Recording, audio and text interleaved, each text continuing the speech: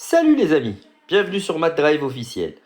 Aujourd'hui on va voir les opérations sur les limites.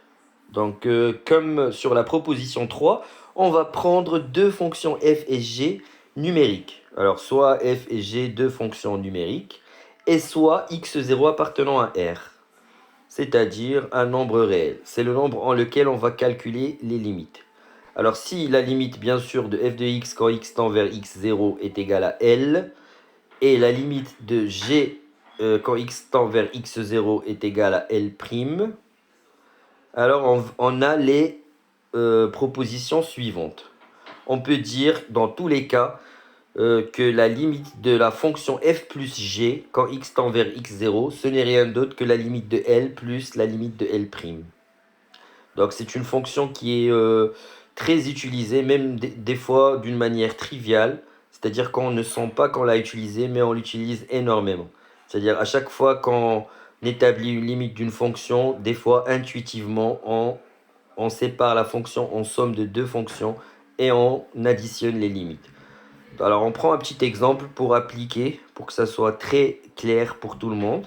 Alors si on prend f de x égale à cosinus de x, et g de x égale à racine de x carré plus 3, et le nombre en lequel on calcule la limite, c'est-à-dire x0, égale à 0, alors on peut dire tout simplement que la limite quand x tend vers 0 de f plus g de x, qui est égale à la limite quand x tend vers 0 de cosinus de x plus racine de x carré plus 3, ce n'est rien d'autre que cosinus de 0, qui est la limite de la première fonction, plus racine de 0 au carré plus 3, qui est la limite de la deuxième fonction. Donc c'est 1 plus racine de 3. Voilà, tout simplement. Alors pour la deuxième proposition, c'est pareil, sauf qu'on parle de multiplication. Alors si la limite de f et L quand x tend vers x0, la limite de g c'est L' quand x tend vers x0, alors la limite de f fois g de x quand x tend vers x0 est égale à L fois L'.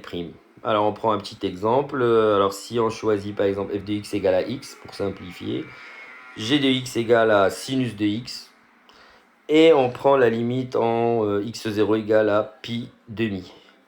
Alors à ce moment-là, on peut dire que la limite de f fois g de x quand x tend vers pi demi est égale à... Alors on va y arriver. Alors la limite quand x tend vers pi demi de f fois g de x est égale à la limite quand x tend vers pi demi de x fois sinus de x. Et c'est égal à pi demi fois sinus de pi demi, qui est égal à pi demi fois 1, puisque le sinus de pi demi est égal à 1. Donc c'est très simple. Donc c'est une proposition aussi utilisée intuitivement dans la majorité des cas, mais ça reste une proposition qu'il faut connaître. Alors aussi division, f sur g, et inverse, 1 sur g. Alors là on a une petite condition, bien sûr, il faut que la limite L' qui va être au dénominateur soit différente de 0. Alors si on a L' différente de 0, alors la limite quand x tend vers x0 de 1 sur g de x est égale à 1 sur L'. Alors exemple, on choisit cette fois, allez, g de x égale à x au cube et x0 égale à 2. Alors c'est vrai que la limite quand x tend vers 2 de g de x égale à 2 au cube, 2 puissance 3, ce qui est égal à 8. Et 8 bien sûr est différente de 0. Dans ce cas-là, on peut parler de la limite de l'inverse avec cette proposition-là. Voilà. Donc la limite quand x tend vers 2 de 1 sur g de x est égale à 1 sur 8, tout simplement. Ça, c'est pour l'inverse. Alors, pour le quotient de f sur g, alors aussi de la même manière, voilà. Alors, si la limite L' est différente de 0, alors la limite quand x tend vers x0 de f sur g de x par la proposition est égal à L sur L'.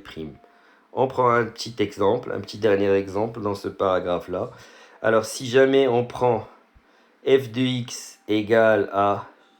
Allez, donc je prends racine de x moins 1 ou plus 1. Et g de x égale à... allez, on choisit donc x moins 1. Et je calcule en x0 égale à 2. Alors bien sûr, il faut vérifier que la limite de la fonction au dénominateur est différente de 0. Donc la limite quand x tend vers 2 de g de x égale à la limite quand x tend vers 2 de x moins 1 qui est égal à 2 moins 1 qui est égal à 1 qui est différent de 0.